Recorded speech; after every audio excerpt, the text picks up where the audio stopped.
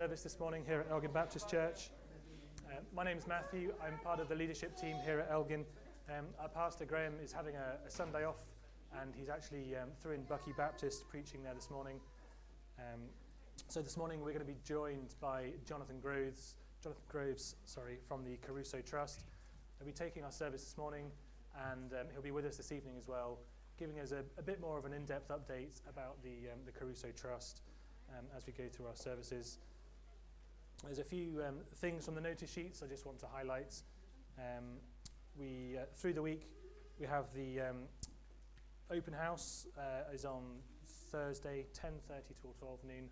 I believe there's members of the fire service coming along to that, so that's open to all who want to attend. And then there's the men's breakfast on the 3rd of December at 9 o'clock. So there should be a list on the wall at the back over there. So if you've not signed up for that already, then please get your name down. There's a new entry into the newsletters just concerning the Ukrainians. So we're looking to host a Christmas gathering for some of the Ukrainian refugees and their families. And it's going to be here in the church Friday the 16th of December from about 5 till 8. So we're looking for people to come and help. And this is going to be a very difficult time of year for the Ukrainian people. So we're hoping to bring them a little joy and help them to mix a little bit more with their own community and with the community that is in Elgin. So we need people of all ages, please, whether that's young people, families with kids, right through to grandmas and grandpas. If you think you can help, I'll repeat the date. It's 16th of December, 5 till 8. If you think you can help, come and see myself or go and speak to Eleanor.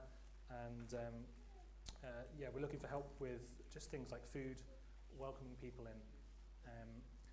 And I know none of us speak Ukrainian, but I think there is a plan for them to come with some translators. And some of them are picking up English, and they do a little bit translating for each other. But it's really just for bringing them a little bit of joy at this time of year. And the inspiration really comes from Leviticus 19:34. You shall treat the stranger who sojourns with you as the native among you, and you shall love him as yourselves, for you were strangers in the land of Egypt. I am the Lord your God. So a warm welcome to any visitors that are with us this morning especially. There is tea and coffee upstairs after the service, so please do stay along for that and have a chat with some of the people here. It'd be great to get to know you slightly better. Just before we lead off in our services, the first few hymns this morning, I'm just going to read a few verses from Psalm 95. It says, "Come, let us sing for joy to the Lord. Let us shout aloud to the rock of our salvation. Let us come before him with thanksgiving and extol him with music and song. For the Lord is the great God, the great King above all gods." So we're going to sing two hymns, the first of which is "I Will Sing the Wondrous Story," and that'll be followed by "Great is Thy Faithfulness."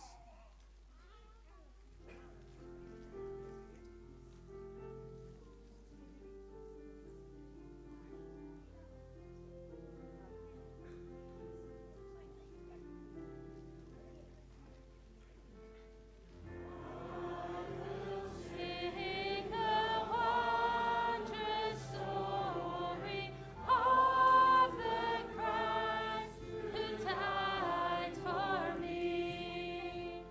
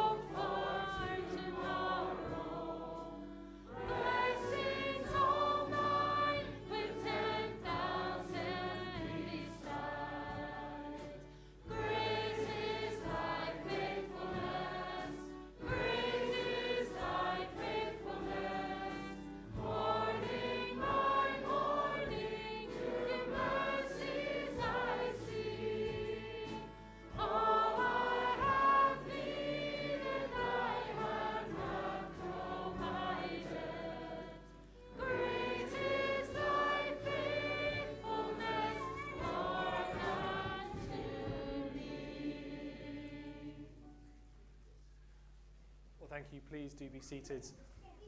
So before the service, Jonathan and I were out the back just praying for everyone and all the things that are going on this morning. And I think now it's time for the boys and girls, if you want to come up. And I'm going to introduce you to our guest, to introduce you to Jonathan. Some of you might recognize him. He has been with us before. But he's going to come and he's got something very special for you. So I wonder if anyone can tell me, can anyone read what the sign says here? What does it say? Sorry? You forgot, okay. So part of Jonathan's job and what he does is it says, training thousands to reach hundreds of thousands for Christ in Malawi. So who knows where Malawi is? Any of you know where Malawi is? No, well, I'll tell you, it's not in Hawaii, but that was a good guess.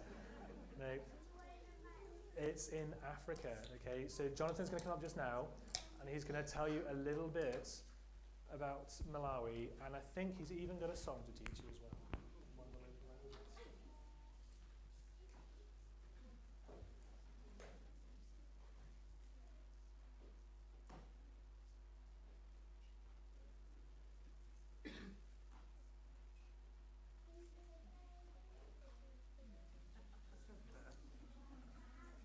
Morning, everyone. It's so lovely to be back with you. First time back since COVID. Some of you I will have seen at Keswick in Buckie last summer, when at last we were able to meet there. But so good to be back in the church here with you. It's whatever it is, 3 years now. So, right, now this is one for boys and girls, but this is also going to be one for everybody. Oh dear, says, I can hear the groans from the back rows. But we're going to go on a little trip across, I think it's 3 aeroplanes I have to go on to get to Malawi in Africa. And in Malawi, just like in church here, you do lots of singing. Then even more so in Africa, people love singing, and they have children's choirs as well. And they dance up the middle of the church. Everyone sits at the side, big open space to be able to sing. And what we're going to do this morning is we are going to sing a song in their language called Chichewa. So let's see if we move it on. There we are. Now, this is the English words for it, because it's always good to know what you're going to be singing. So, there is no one like Jesus. That's true, isn't it? There's no one like Jesus. So we're going to sing that. There is no one like Jesus. There's no one like him. There's no one like him. Never will you find another one like Jesus. That's the verse. And then we go, I walked everywhere. So we're going to be doing the walking. And then I've been everywhere. So then we go round in a circle. So you might need to move out into the aisles for this. And then I've searched everywhere like this. And never will I find another like him. Now that's in English, but we're going to sing in their language, which is called Chichewa. Chichewa. Chi means language of, and Chewa is the name of the biggest people group in Malawi. So let's see what it looks like in Chichewa. There we go. Palibe wafana di Yesu. Palibe wafana naye. Palibe wafana naye. Now a big word. Sadzapeze kanso. You had trouble saying Caruso Trust. Can you say Sadzapeze kanso? Right. And then the chorus. Oh, back one. Da yenda, that's walking. Da yenda, ponce, Da sungolira, conse, looking everywhere. De funa, conse, that's searching everywhere. But sadzapaze canso, never has found anyone else other than Jesus. Now, do you think we can manage that? I'm going to sing and try and... Now, we have to ease ourselves up. So when we stand up, we need to do our easing ourselves up because everyone in Malawi sings and sways and so on.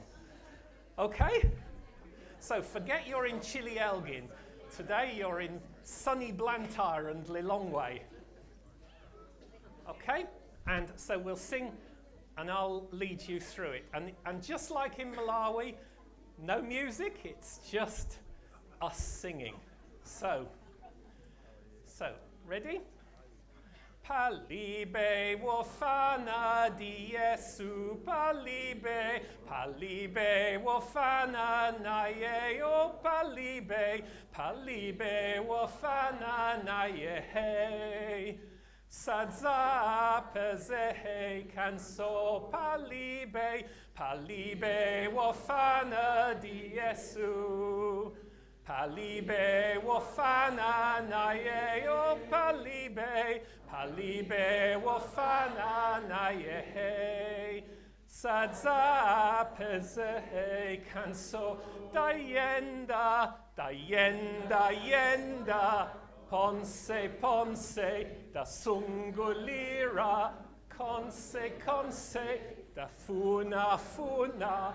Conse, conse, sadzaha peze canso, dayenda, dayenda, yenda, ponse, ponse, da sungulira, conse, conse, da funa, funa, conse, conse, sadzaha peze canso.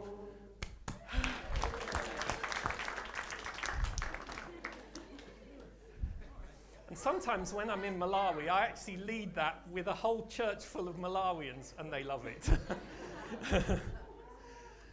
Okay, it's time for the children. Are they going to head on now? Yeah.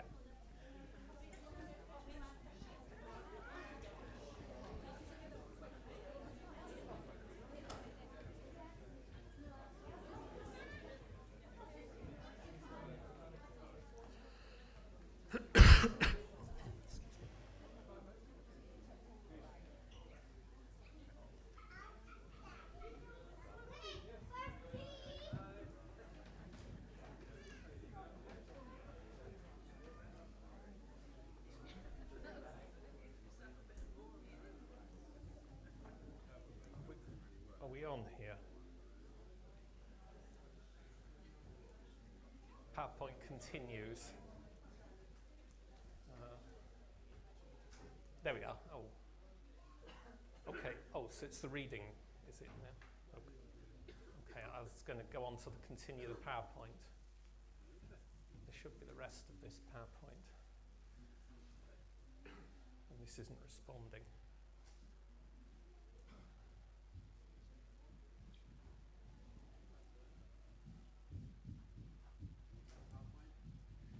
Carry on with the same PowerPoint. There we go. Okay. Is this responding here now? It's not. Okay, I'll just do this. It'll be quite frequent because we move through them fast. So you won't get a rest. Okay, so at this next stage, I'm going to give you a little bit of update and for some of you, introduction to the work of the Crusoe Trust. We're delighted that you partner with us in the work here. And so if we can move on through the slides. There we go. So for those of you who are unaware of where Malawi is, as Matthew was introducing, that's where Malawi is. It's a landlocked country in the southeastern part of Africa. And by some measures, it's certainly in the poorest 10 countries in the world, and possibly even the third poorest.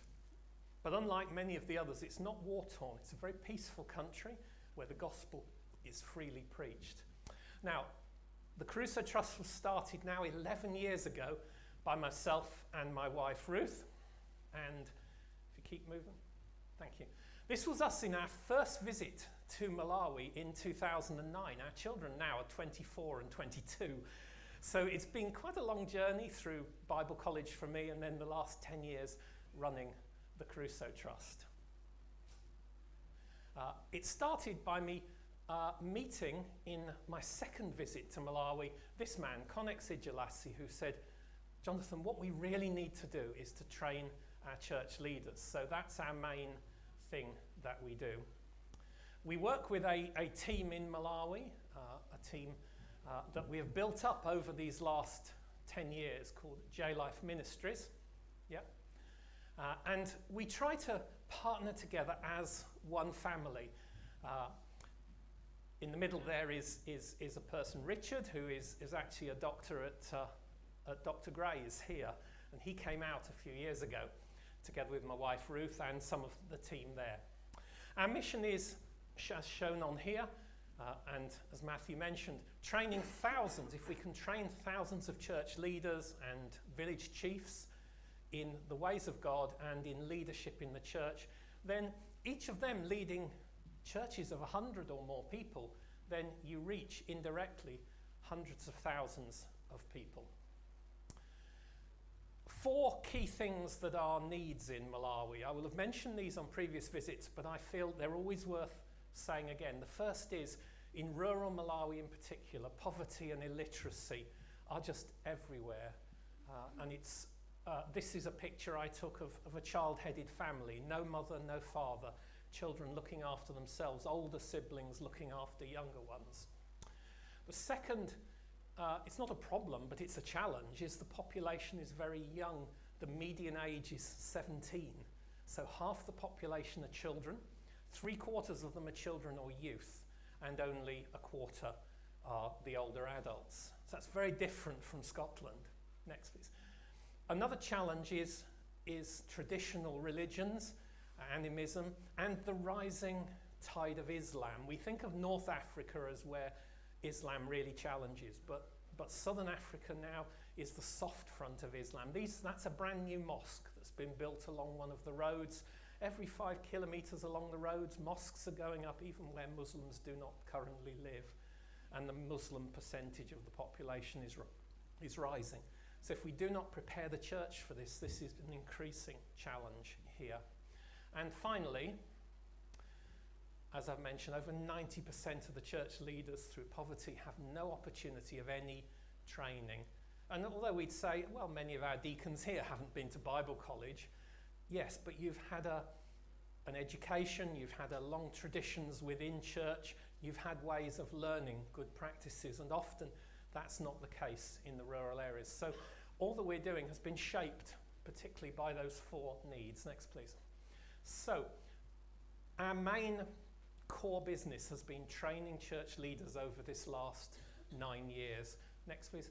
The Learn to Serve program. It provides a basic toolkit of training for church leaders in rural Africa. And so far over these years, we have trained thousands now of church leaders, not just pastors, but elders, deacons, and equally, next please, we train both men and women. So we want at least 1/3 of those we train to be ladies. They're acting as the pastors to other ladies. What do we cover? Basic Christian discipleship. Many of the church leaders have never actually heard the biblical gospel, even though they're leading churches, and that can lead to their churches being very wayward and not really following the true gospel of Jesus. Biblical theology, so they are grounded, and so their preaching and teaching is Bible-based. Servant models of leadership, so they're not trying to be bosses in their churches, but humble servants of others. And then practical ministry in the midst of all those circumstances I described in those 4 situations, with poverty and need, a very young population, the growing face of Islam, and facing this need of training leaders. And here's the program has now resumed again after not being able to meet in person due to COVID, making it quite difficult a couple of years ago. Now we're meeting, that was one that took place in August with church leaders, and again that's the level 4 of the 4 levels, and you can see there's a group of people with their certificates of attendance at the end of the week, all different types of church leader, lay leaders as well as pastors. Next, please. And when I was out in Malawi in September, it was my 28th time in Malawi, I think, over the last 10 years, I had the opportunity to teach just on a single day training in a very remote rural area. That was me talking from the letter of James. Next one, please. And that was Connex at the same time. It's just showing training happening, and we get photos through showing everything that's happening, you know, almost immediately as we move on. Now, during COVID, we ended up not being able to give the Learn to Serve trainings, but we stepped aside and distributed buckets and soap and the wherewithal to know how the churches could protect themselves, because many of them in rural Malawi had very little idea of what precautions were needed. So we moved to that, but then now, next please, one of the things that came up was we weren't able to meet in person. So we managed to book a slot on Transworld Radio and started up putting the Learn to Serve teaching for church leaders out over a weekly radio program, 7 o'clock every Friday evening, a really good time slot to get. And we found that that has really just ballooned the whole training, opening it up to so many more people in remote rural areas where they use little battery-powered radios still, where there's no internet, but they do still use radios. Next, please.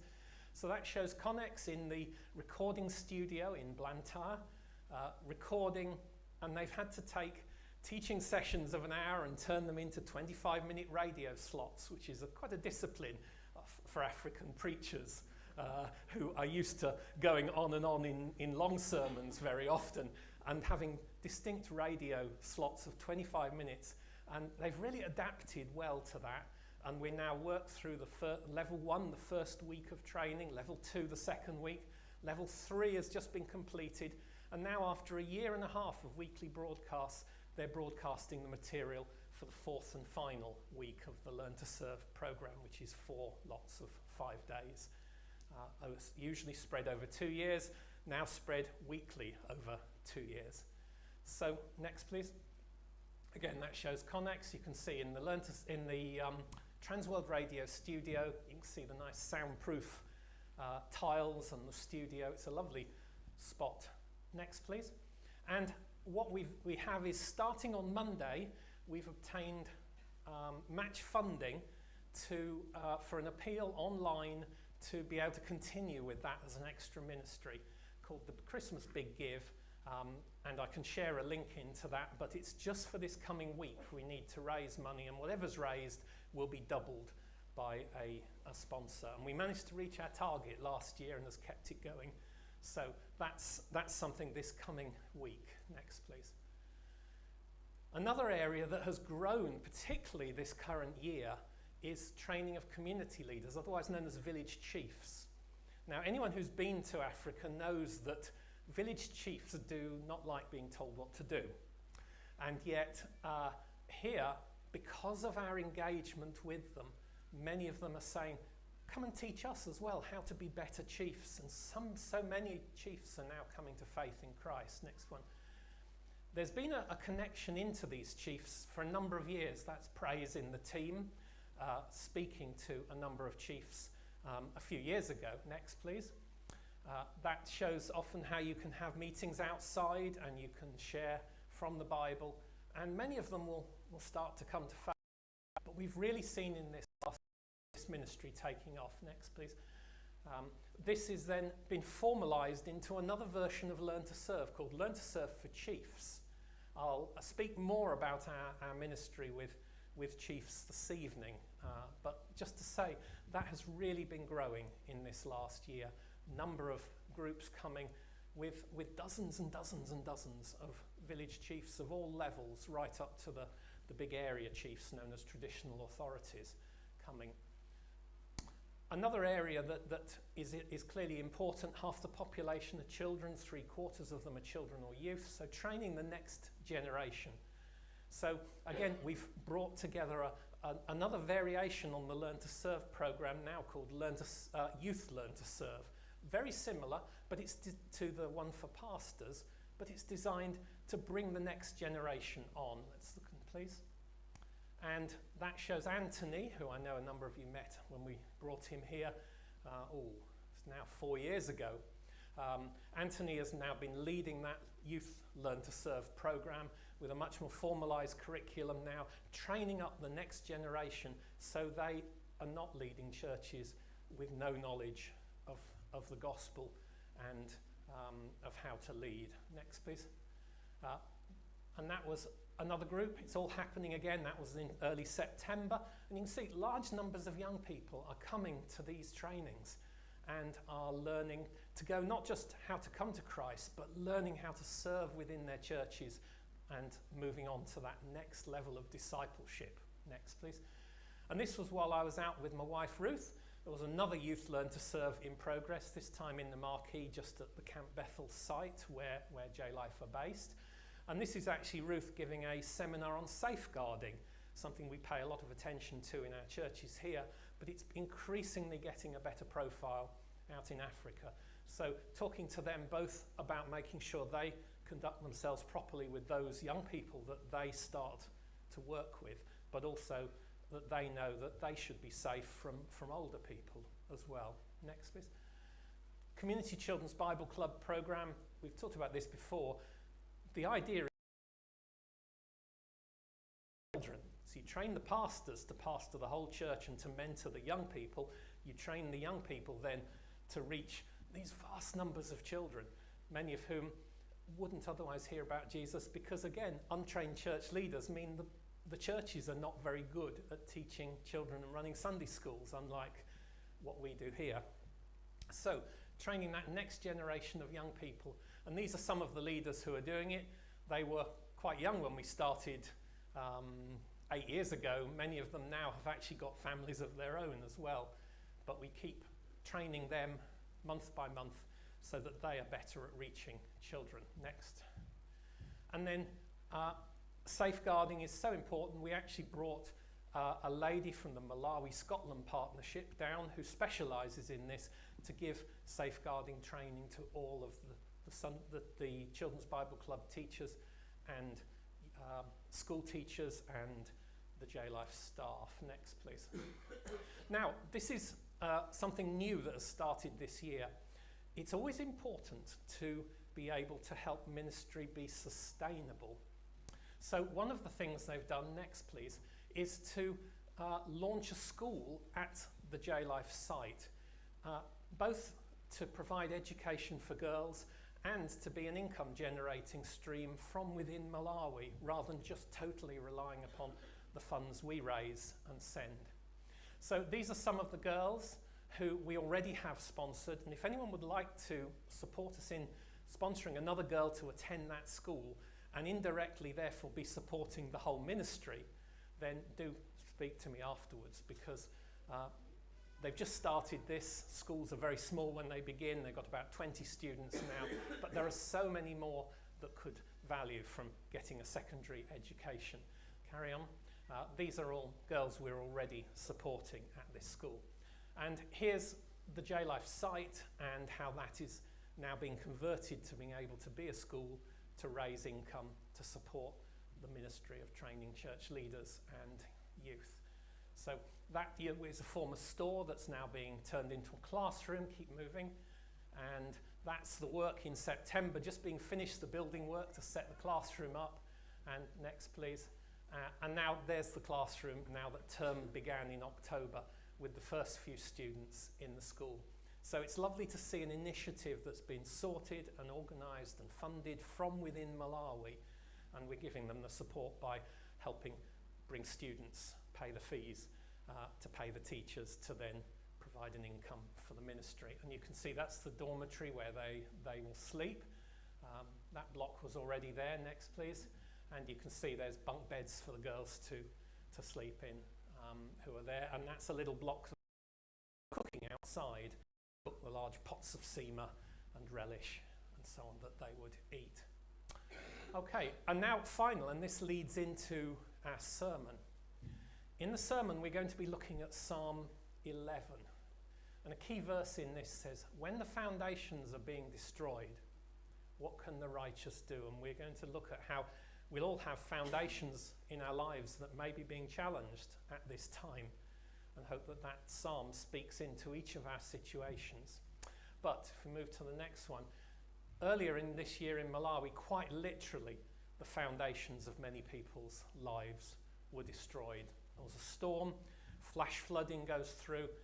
That's the remains of that lady's house. And there we see we had a fundraiser at that time. You can't be asking to train church leaders when the people have actually lost their homes. You have to step aside for a short time, give emergency relief, but then you step back into your core business of training. But for a short time, we provided plastic sheets, blankets, cooking things, the things people needed to get themselves back on their feet. It's not much when your house is looking like this, and there is just so little support. You just have to sort yourself. But giving people supports, particularly for the widows, the ladies who are on their own with children, is a real need. And you could share a John's Gospel in Chichewa with them as well, and share the love of Jesus. And you're showing how you're sharing the love of Jesus in a very real and practical way. So if you'd like to keep touch with us, we produce a monthly prayer diary. I know a number of you receive that already. We hold a monthly Zoom with the team out there as well, so that helps keep a number who like that sort of way of connecting as well. And next, please.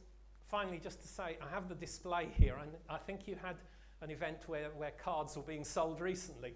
We have Christmas cards available. They're not the cheapest, because the idea is that they are a fundraiser for our work. But they're handmade by a group of ladies at Bucky Baptist who help us make these, and the paintings have been done by my daughter Rachel, who has done all these watercolours, and then there's photographs, the usual photo cards, which are my photos from visits to Malawi. Do come and see that. We can take a card as well as cash, but it's a great way of sharing the love around and the news about what we're doing, and giving something into the work as well. I think that will do for the moment. This evening I'll talk much more about our work with Chiefs that's grown this year, and also about the Imbwa project, which is a water project, again, designed to help raise funds internally to support the ministry, to build them up for the future. But that's this evening. Okay, so we will sing the next song now, and then we'll do the sermon and the reading together. So we're going to sing, "Come, O Fount of Every Blessing."